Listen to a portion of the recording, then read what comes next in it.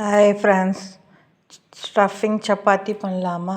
அதற்கு தேவையான பொருள் சப்பாத்தி மாவு இந்த மாதிரி பிசைஞ்சு வச்சுக்கோங்க. இல்லை 1 மணி நேரம் ஊறட்டாங்க.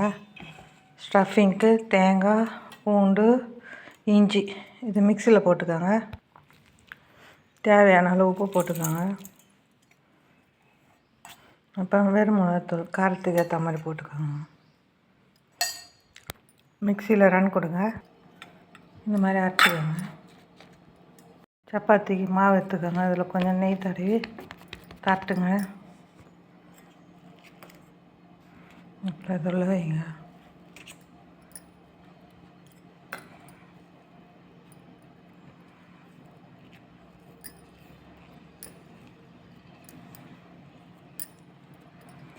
இதில் வச்சு தட்டுங்க. இந்த மாதிரி தட்டிக்கோங்க. தோசை கல் வச்சுக்கோங்க. கல் காஞ்ச சப்பாத்தி போடுங்க. 2 பக்கம் திருப்பி போடுங்க.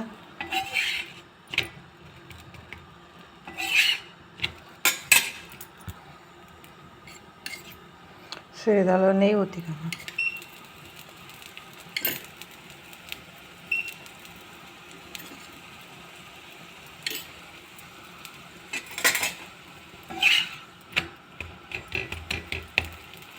நல்லா வேக விடுங்க.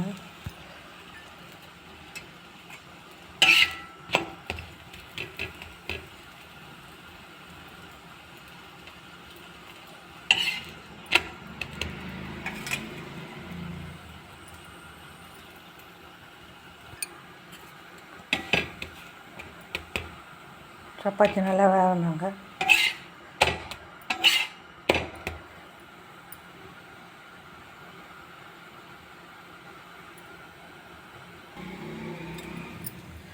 சப்பாத்தி நல்லா இந்த மாதிரி சவுண்டு பேருக்கு எடுத்துருங்க.